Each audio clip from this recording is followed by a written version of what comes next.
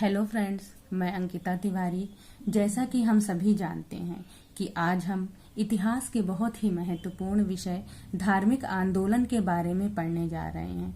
तो चलिए आइए देखते हैं कि आखिर धार्मिक आंदोलन क्या था, इसका विश्व पर और भारत में क्या क्या प्रभाव पड़ा।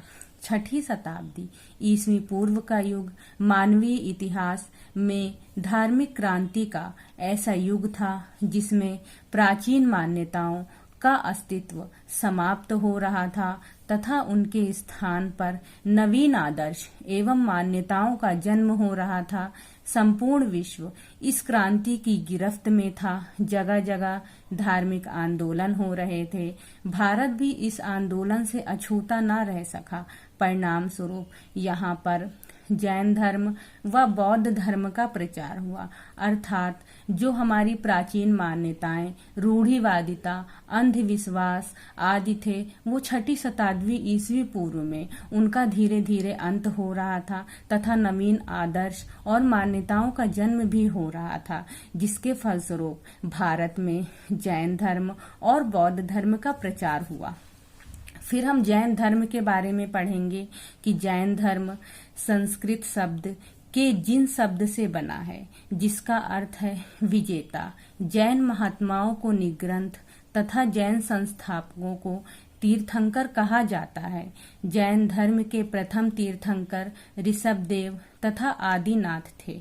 निग्रंथ अर्थात बंधन रहित, जिनके ऊपर किसी भी तरह का कोई दबाव, कोई बंधन ना हो, जैसे मोह माया, गृहस्थी, द्वेष, ईर्ष्या आदि।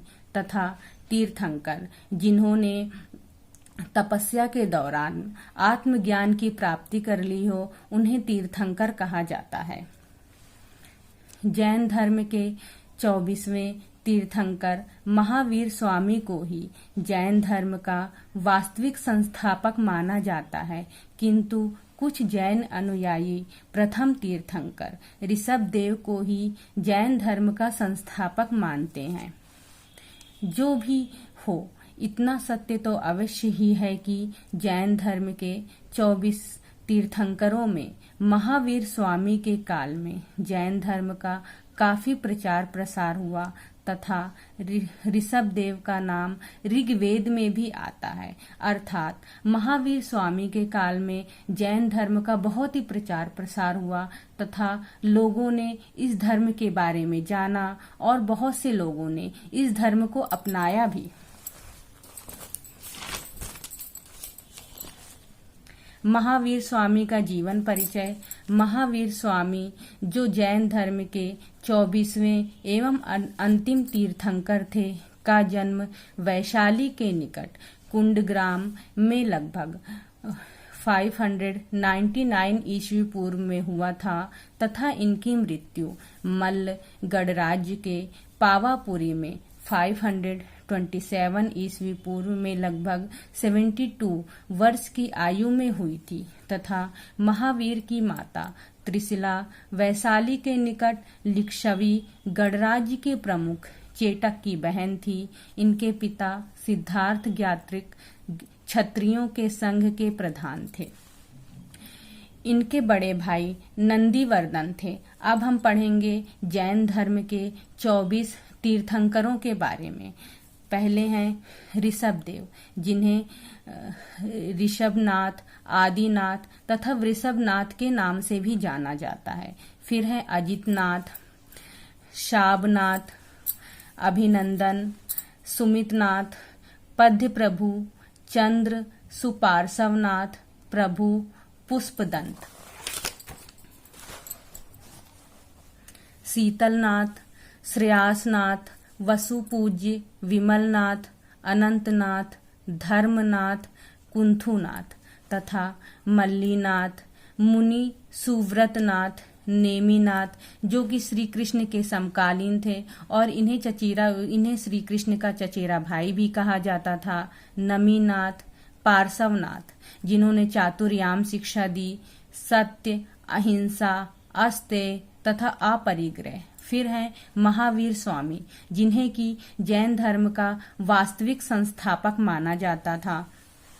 जैन धर्म में पूर्ण ज्ञान के लिए कैवल्य शब्द का प्रयोग किया गया है। महावीर स्वामी को 12 वर्षों की कठोर तपस्या तथा साधना के पश्चात जुम्भिक ग्राम के समीप ऋजुपालिका नदी के तट पर एक साल वृक्ष के नीचे कैवल्य अर्थात पूर्ण ज्ञान प्राप्त हुआ। फलतः वे कैवलिन कहलाए तथा इस पूर्ण ज्ञान की प्राप्ति के बाद उनको कई नामों से जाना जाता है, जैसे केवलिन, जिन जिसे कि विजेता भी कहा गया है, अहर्त, योग्य तथा निग्रंथ जिन्हें बंधन रहित भी कहा जाता है। अब हम पढ़ेंगे जैन धर्म के सिद्धांत।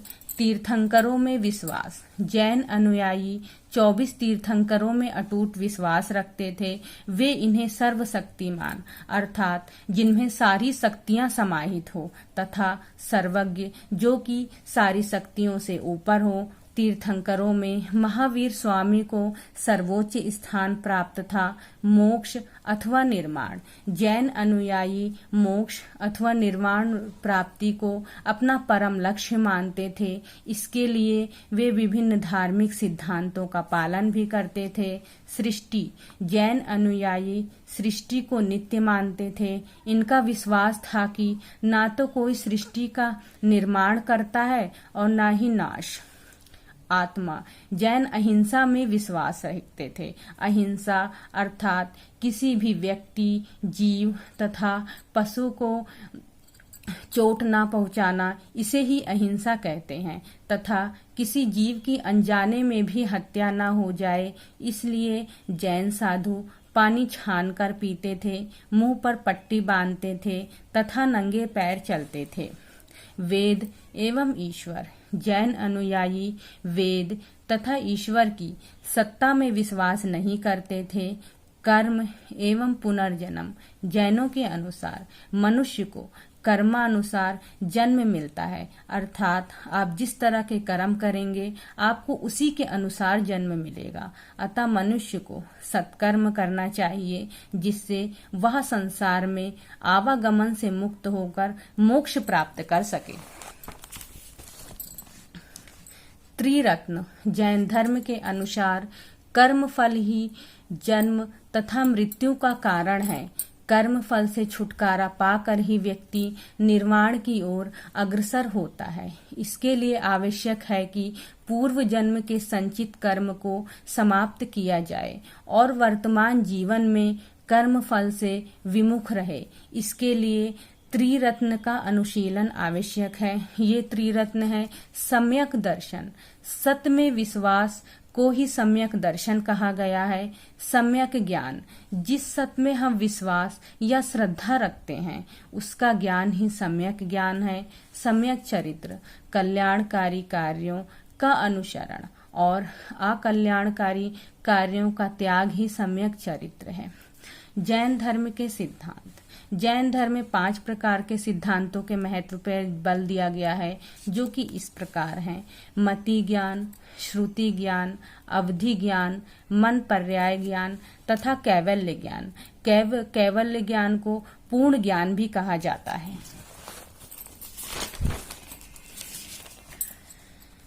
अनेकांतवाद, स्यादवाद अथवा सप्तभंगीनय सिद्धांत। अनेकांतवाद, स्यादवाद अथवा सप्तभंगीनय ज्ञान को ही सापेक्षता का सिद्धांत भी कहते हैं। जैन धर्म के अनुसार संसार में प्रचलित विभिन्न मत और विचारधाराएं ना तो पूर्ण सत्य है और ना पूर्ण असत्य। जैन दर्शन के अनुसार एक ही वस्तु एक ही समय में है और नहीं भी है, दोनों ही बातें सत्य भी हैं, जैसे ईश्वर है भी और नहीं भी है। तथा जैन दार्शनिकों ने इस सिद्धांत को पूर्णतः प्रामाणिक और आंशिक नहीं माना है। यह सिद्धांत सिर्फ और सिर्फ दृष्टिकोण पर आधारित है। जैसे उदाहरण के लिए हम देखते हैं कि यह एक डिब्बी है।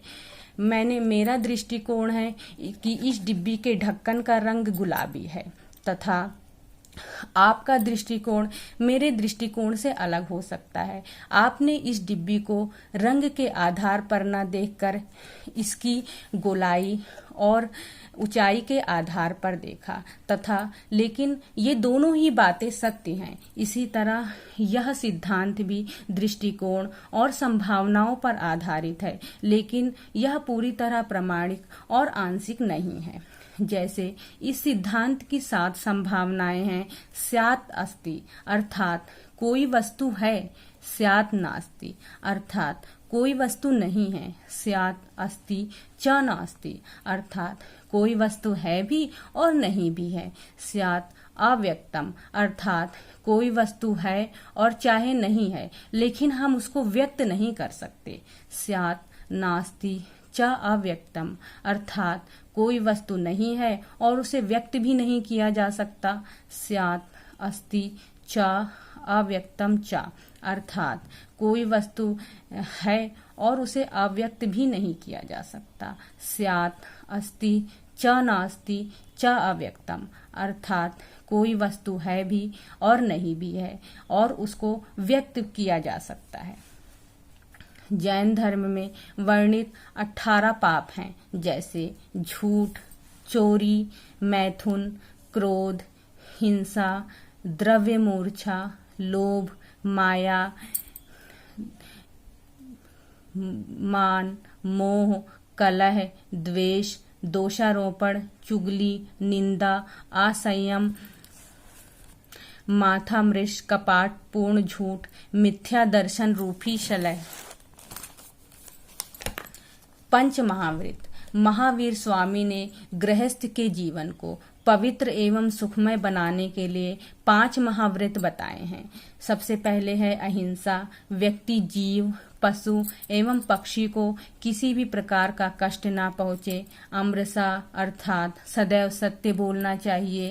अपरिग्रह भौतिक वस्तुओं का त्याग तथा संपत्ति का संग्रह नहीं करना चाहिए। आचौर्य बिना स्वीकृति लिए किसी भी वस्तु अथवा धन नहीं लेना चाहिए, अर्थात किसी भी दूसरे की वस्तु और धन का उपयोग करने से पहले हमें उसकी स्वीकृति एक बार जरूर ले लेनी चाहिए। ब्रह्मचर्य भोग वासना से दूर रहकर संयम पूर्ण जीवन व्यतीत करना।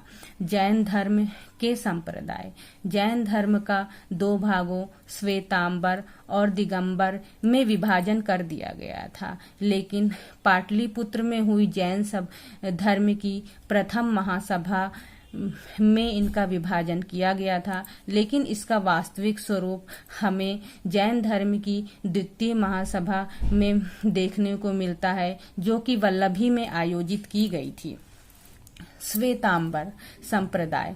श्वेतांबर जैनियों को आचार्य तथा साधु कहा जाता था। श्वेतांबर अनुयायी ज्ञान प्राप्ति के बाद भोजन ग्रहण करने में विश्वास करते थे तथा दिगंबर संप्रदाय। दिगंबर जैनियों को झुल्लक, ऐल्लक और निग्रंथ, जिसका अर्थ बंधन रहित होता है, कहा जाता था। दिगंबर के अनुसार आदर्श साधु भोजन ग्रहण नहीं करते हैं। फिर है जैन समितियां। प्रथम जैन समिति अर्थात सभा 4th शताब्दी ईस्वी पूर्व में पाटलिपुत्र में स्थूलभद्र की अध्यक्षता में संपन्न हुई। इस सभा में जैन धर्म के 12 अंगों का संकलन किया गया। इसमें भद्रबाहु के अनुयायियों ने भाग नहीं लिया। फिर है द्वितीय जैन समिति 6ठी शताब्दी में वल्लभी में देवर्धिगण या श्रमण की अध्यक्षता में संपन्न हुई। जैन धर्म ग्रंथ परिशिष्ट पर्व, आचरांग सूत्र, कल्प सूत्र, भगवती सूत्र, उवास गदसा ओसूतु, भद्रबाहु चरित्र, त्रिषष्टि शलाका, पुरुष चरित, समर ईच कहा, धूर्ताख्यान, कुवलय माला, आदि पुराण, उत्तर पुराण। तथा हमने इस वीडियो में जैन धर्म के बारे में पढ़ लिया है। अब हम नेक्स्ट वीडियो में बौद्ध धर्म के बारे में पढ़ेंगे।